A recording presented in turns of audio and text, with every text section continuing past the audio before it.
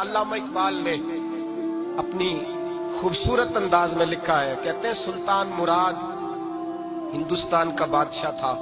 اقبال نے لکھا ہے، اقبال کہتے ہیں اس نے ایک مستری کو بلایا مسجد بنانے کے لیے، کہا اس طرح کی بنانا میرا دل خوش ہو جائے۔ معمار نے مستری نے مسجد بنائی، بادشاہ سلامت کو پسند نہ آئی تو بادشاہ سلامت نے اس مستری کا ہاتھ غصے سے کاٹ ڈالا، پوچھ کوئی نہیں نہ سکتا۔ وہ سیدھا قاضی کی عدالت میں کٹا ہوا ہاتھ لے کے گیا اور قاضی کے دروازے پہ جا کے کہنے لگا میں پوچھ سکتا ہوں آپ کس کا کلمہ پڑھتے ہیں؟ پوچھ سکتا ہوں؟ تو قاضی کہتے میری کرسی بھی کانپنے لگی اور جس کمرے میں بیٹھا تھا وہ کمرہ بھی کانپنے لگا۔ میں نے کہا سوالی تو بات کا کہانی، پہلے بتاؤ کلمہ کس کا پڑھتے ہو؟ تو قاضی کہتا ہے میری آنکھیں برس پڑی۔ میں نے کہا میں اس کے کلمہ پڑھتا ہوں جو دنیا میں بھی میرا وارث ہے، قیامت میں بھی وہی میرا والی بنے گا، جو دنیا اور آخرت میں میرا والی ہے، میں مصطفیٰ کا کلمہ پڑھتا ہوں۔ تو کہنے لگے ہاں اس لیے تجھ سے یہ بات کہلوائی ہے کہ کہیں تو بادشاہ کا تو کلمہ نہیں پڑھتا، معاذ اللہ، تو قاضی عدالت میں بیٹھا ہے کرسی پہ، اس کا کلمہ تو نہیں پڑھتا؟ کہا نہیں میں مصطفیٰ کا۔ پھر دیکھ میرا ہاتھ کٹ گیا ہے، اب تو بتا کہ تو بادشاہ سمجھ کے معاف کرے گا یا رسول اللہ کا دین سمجھ کے نافذ کرے گا؟ ڈاکٹر اقبال کہتے ہیں وہ قاضی نے حکم جاری کیا کہ فوراً بادشاہ کو بلایا جائے۔ ہندوستان کا فرما روا پیغام گیا تو کانپتا ہوا آیا، قاضی نے سامنے کھڑا کیا، ایک طرف بادشاہ اور ایک طرف وہ معمولی معمار مستری کام کرنے والا۔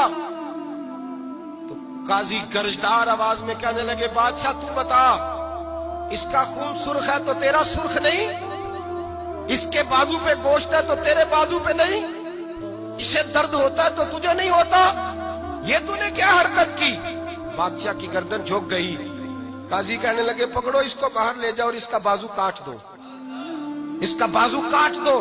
ڈاکٹر اقبال کہتے ہیں جہاں کانپ رہا تھا سارا کچھ وہاں خوشی کے شادیانے بجنے لگے۔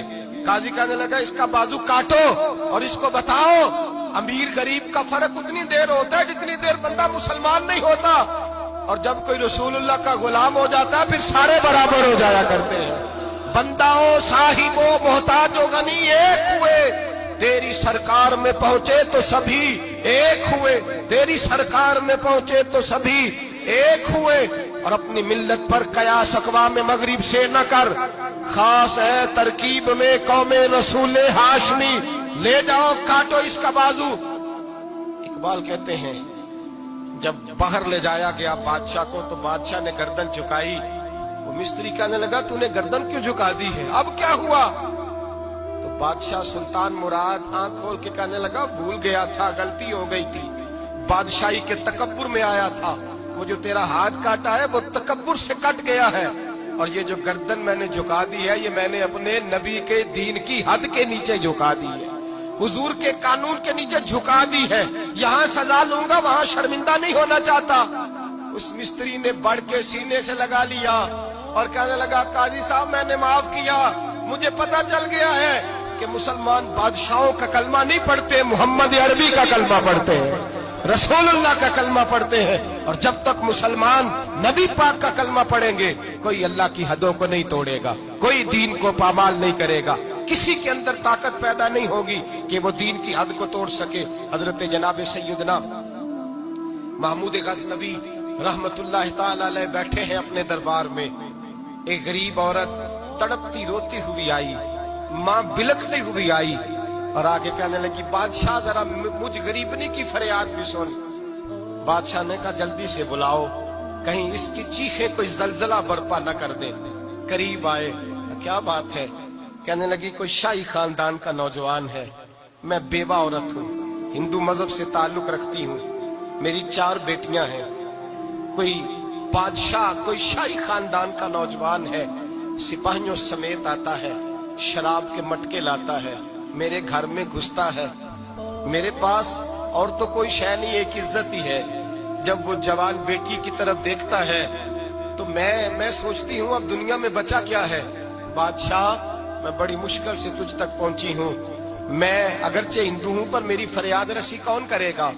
سلطان محمود غزنوی کہنے لگے تو جا اور میں نے اپنے سارے سپہ سالاروں کو سپاہیوں کو حکم دے دیا ہے آئندہ جب تو آئے گی تو تجھے رات کا وقت بھی میرا دربار کھلا ملے گا، جیسے ہی وہ تیرے گھر آئے فوراً پہنچ جانا، آ کے اطلاع دینا۔